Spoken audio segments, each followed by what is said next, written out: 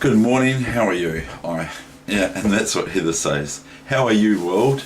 That's very, very funny. Be remembered for what you do, not what you don't do. I've probably read that somewhere one day, but it's probably going to go on a t-shirt of mine. Another one is, have a look at my last name. If I'm being frugal or that sort of thing, if I'm being frugal, just have a look at my last name. I'm a Dutchman, or I'm from Dutch descent. Anyway, today today is the 1st of May, and Christchurch, I don't want to say this too loudly, but Christchurch has got quite cold since yesterday, the 30th of April, Sunday. Today is Monday, the 1st of May, so sometime this month is my birthday, but I'm not going to tell you when, because like I said yesterday, I'll probably get a whole lot of flowers. Commiserations, old chap. You know, it's sad to hear the bad news that you're now really, really old, you know. Like, I'm now going to be this month about 74. You know, so I look quite good though for 74, don't I? So anyway, this is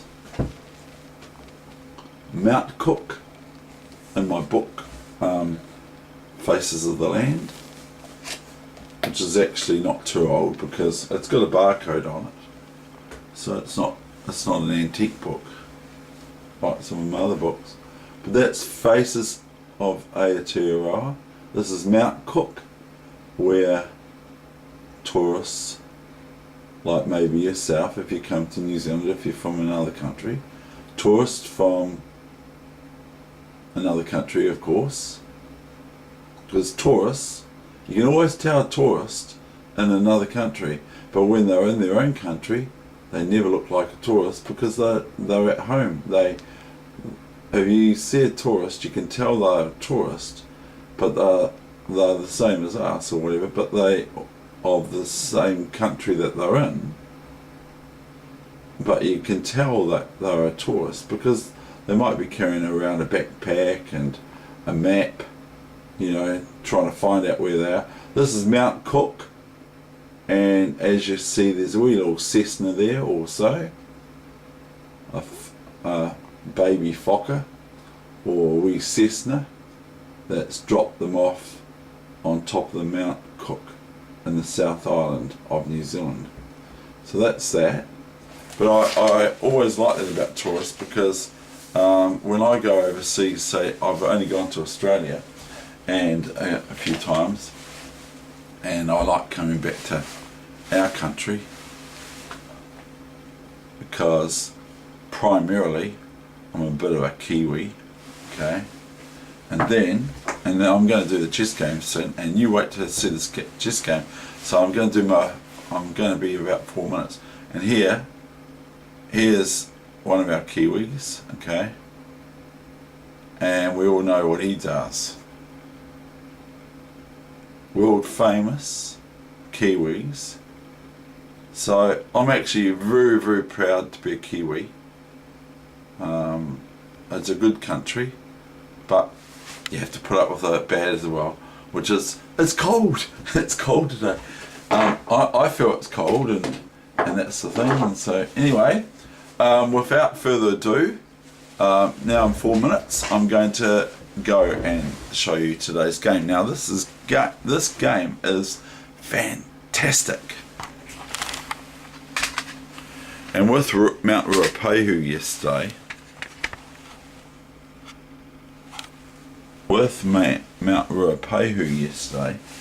I actually think I relate to the mountain because I think that it's sort of like, I'm not anything like Mount Ruapehu, but I think I relate to it because it's kind of rustic, and it's sort of every so often it blows off some steam, if you know what I mean, and so that's pretty cool. Anyway, this game, when did it happen? The same year, I think, 1892. 1893, sorry, it's like the birth of a new year, because it's a birth of a new month today, May the 1st. So here, without further ado, is a game that is on page 103 of the Golden Treasury of Chess book. And have a look at this. This is Schlecter's, Schlecter. It's called his Immortal game. Now have a look at what I said the other day, is that these, in the old days, chess players just threw absolutely everything at the king, and they were both trying it at the same time without defending their own king usually, but they still have to do a little bit of this. This game was played 1893, so that's 124 years ago in Weegenaar. What a city that would be. But when I've gone to Australia, they can tell I'm a tourist.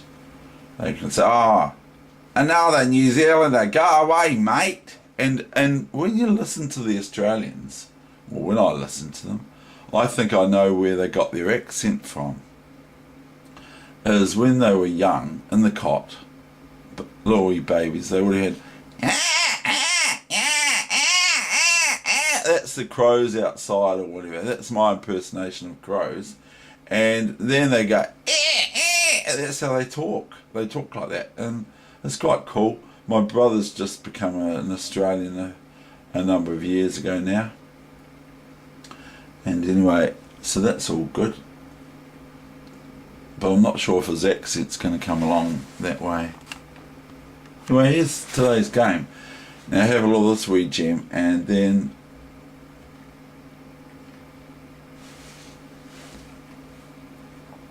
now this is the Sokolsky or something like that. Now the thing is with this opening is it's all very good and all that sort of thing. There's nothing wrong with it. If black takes this pawn now, okay, they're in trouble. To bishop takes g7 and wins material. So we'll cancel that. We're not going to play that, are we? But have a look. White has to protect this pawn soon, like the very next move. White has to protect this pawn. Okay, they protect it, and then black plays c5, so that if pawn takes pawn, bishop takes, and I've developed two pieces, so that's good compared to white. And as well as that, so white doesn't play b takes c5 here, they play b5. Now, so they've made a move to protect their b pawn, okay, which I kind of probably do myself, to protect their b pawn here, to protect it from the bishop taking it, and now that pawn's still behind its mate when it moves here, you see. So it could have just maybe just gone straight away to b5 once it gets hit by the bishop, but it's probably not. I don't think it's the right way to do it, but that's what I think anyway. So it's sort of like costing time for white. Look at this, queen check straight away, no mucking around.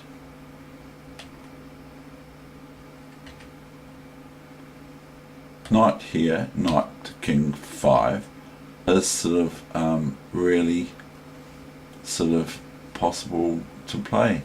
Now watch this Schlecter. I might be saying that wrong, I wouldn't be surprised. Watch this player go, absolutely throws everything, and watch what happens to black's position too.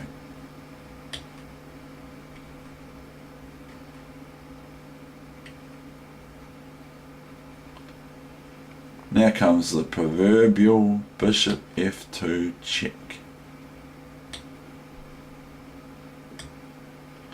d4, kind of ignoring the next move. So white takes the h8 rook with check. Queen takes bishop, kind of ignoring the bishop on c8. Now pawn takes, okay. Now can white play this? I don't know, but I'm not going to look at too much analysis here. Bishop c1, you see. Now knight d7, and it's asking the queen the question, of course, do you want to take me? Or do you want to take me here? Or do you want to move back here or something? So what does white do? They take the knight, the queen, the rook, the rook. They take the rook, and look, black defends their b pawn from being taken. I don't know. I think that's how I see it. And note that if e3, just joking, of course, new variation, this checkmate here. You see, so white cannot develop their bishop yet. And this is what I'm saying. So anyway, and black's threatening after queen takes pawn, queen check here, and it's very embarrassing for white somewhat, isn't it? It's really, really hard to do something about it. So white now gives their king a square to move to c1 so that they don't get checkmate. And so if black plays queen check here, which they do, king c1,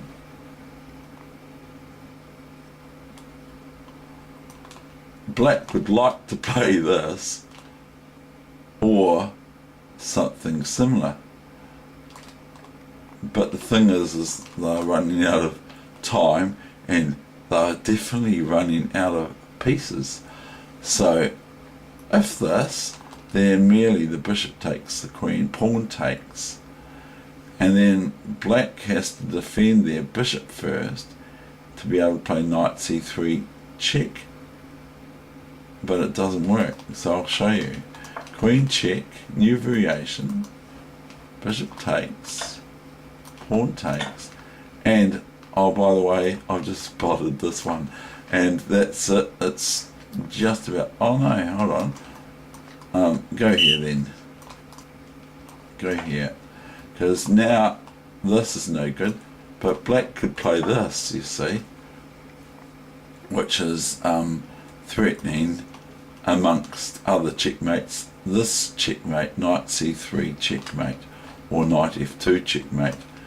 But sadly, white has two moves at hand to prevent, only one move at hand. This move doesn't prevent checkmate, Dave, because of this, okay? So we'll go back, but this one does prevent checkmate because new variation, because knight here isn't checkmate, it's just check, and we've lost 15 pieces on in black's camp, and this is not checkmate either, it's only a check, and at most I'm going to get for black a rook, and at least in exchange a knight for a rook for my knight, so in exchange. So that's not very good, okay? So white will not have to worry about queen d2 check too much, but they don't have to anyway. So anyway, here we go. Now comes this bishop e3 check. This looks really odd. Why does black now want to give away another piece? Okay, so I said that black throws everything and at white's king. I didn't say about white's king, but But just have a look at what black does. Black just goes mental with knight f2. And like, now what's black going to have to worry about? You know, maybe white will get so frustrated with this, they'll go here. And guess what? Okay, and guess what? White's not even going to have the satisfaction of black taking this queen. That's going to get this up, this sort of like up the occult sort of thing. That's what they're going to have. You know, that reminds me of what one of my chess friends used to say. He used to say that all the time. And he was actually from the UK. I don't know if he was from Scotland, but he used to say that all the time.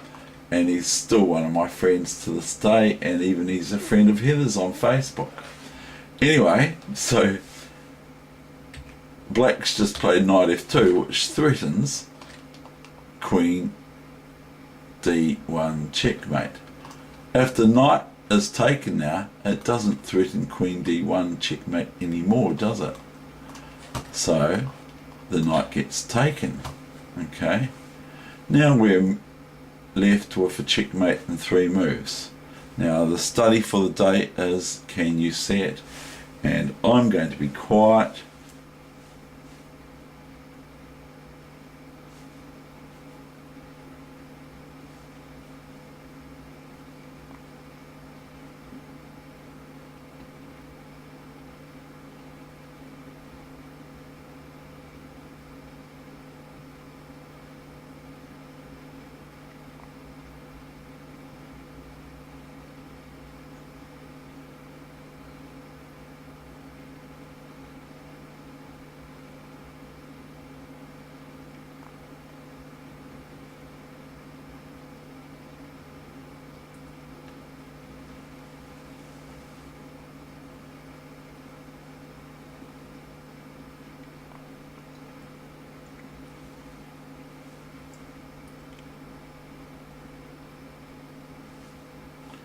Right, the moves are queen d2 check, king b1, good old Weegenaar, eh?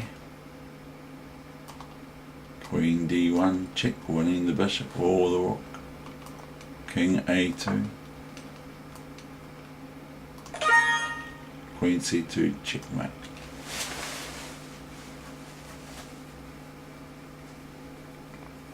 Anyway, that is the end of my session. It's about 20 minutes. So I've got to get out there and amongst the Canterbury lights or whatever. And so that's the end of my session. I hope you enjoyed that. I think that that's just a beautiful gem, a lovely morsel of a game. It's a beautiful game of chess. You can see that from other players now, they play like this too. But these guys are pretty special as far as I'm concerned. That's me out. I hope you enjoyed it. Bye bye.